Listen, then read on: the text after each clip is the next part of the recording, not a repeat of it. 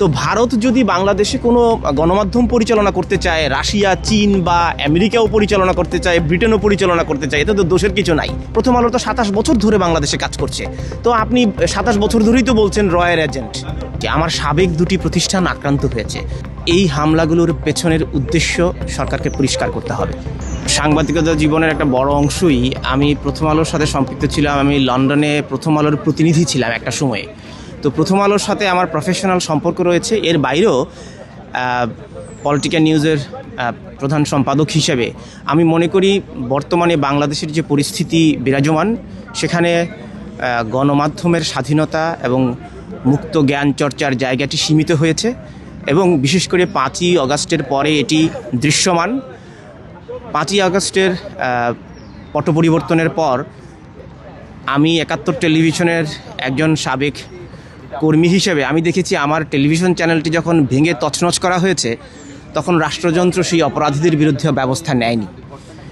এখন আমরা দেখেছি এর ধারাবাহিকতায় প্রথম আলো, ডেইলি স্টার, ছায়ানট, উদীচী, মুক্ত বুদ্ধির চর্চার জায়গাগুলোকে একের পর এক হামলা করা হচ্ছে। এই হামলাগুলোর পেছনের উদ্দেশ্য সরকারকে পরিষ্কার করতে হবে। আপনার যদি কোনো সংবাদের বিরুদ্ধে আপনার ভিন্ন মত থাকে, কোনো ভুল সংবাদ প্রকাশিত হয়, আপনি সেটি প্রতিবাদ করুন, আপনি আপনার বক্তব্য তুলে ধরুন। গণমাধ্যম হিসেবে আমাদের দায়িত্ব হচ্ছে আপনার বক্তব্যটিও তুলে ধরা। আমাদের একটি তথ্য কমিশন রয়েছে, প্রেস কাউন্সিল রয়েছে। আপনি সেখানে প্রতিবাদ জানান এবং সংশ্লিষ্ট গণমাধ্যমকে জানান যে আমাদের সেই সংবাদটি ভুল হয়েছে, আমরা সেটির সংশোধনী দেব।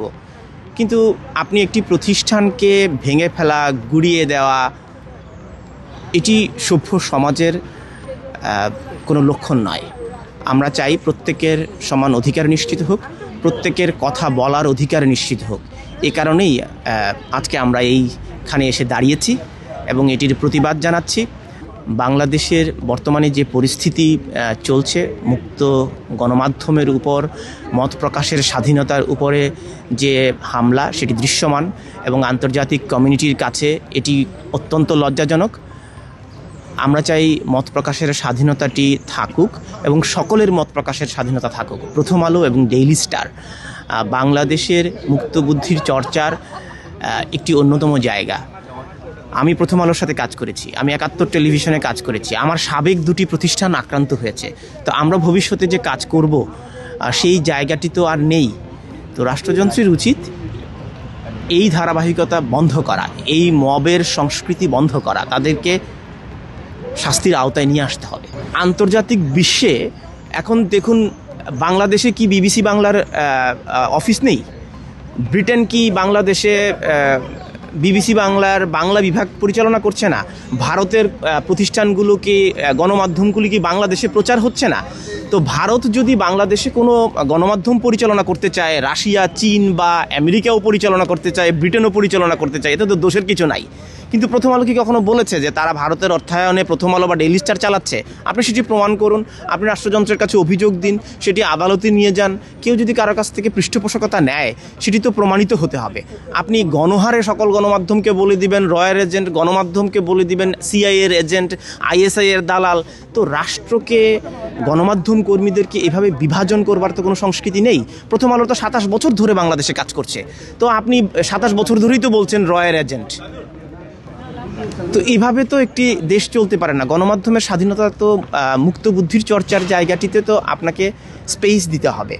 আপনি সেটি প্রমাণ করুন, রাষ্ট্রকে বলুন যে এই জায়গা থেকে, এই অ্যাকাউন্ট থেকে রয়ের টাকা এসেছে, ওই অ্যাকাউন্ট থেকে ওই ব্যক্তি টাকা দিয়েছে। আমরা 5ই আগস্টের এই আন্দোলন বা জুলাই আন্দোলনও তো আমেরিকার ডোনাল্ড ট্রাম্পকে বলতে শুনেছি 29 মিলিয়ন ডলার বাংলাদেশে ব্যয় হয়েছে। তো সেটি কি প্রমাণ করতে পেরেছে বাংলাদেশ বা আমেরিকাকে বলেছে কার অ্যাকাউন্টে টাকা দিয়েছে? তো এগুলো করে আসলে আপনি মত প্রকাশের স্বাধীনতাকেই খর্ব করতে চাইছেন। আপনি গলা চিপে ধরছেন সকলকে, যাতে গণমাধ্যমকে, কারণ আপনি রাজনীতিবিদ হিসেবে জবাবদিহিতার জায়গায় আসতে চান না। গণমাধ্যম ক্ষমতাশীল ব্যক্তিটিকেই জবাবদিহিতার জায়গায় আনতে চান, আপনি জবাবদিহিতার জায়গায় আসতে চান না। সে কারণেই আপনি গণমাধ্যমকে বন্ধ করে দিতে চান।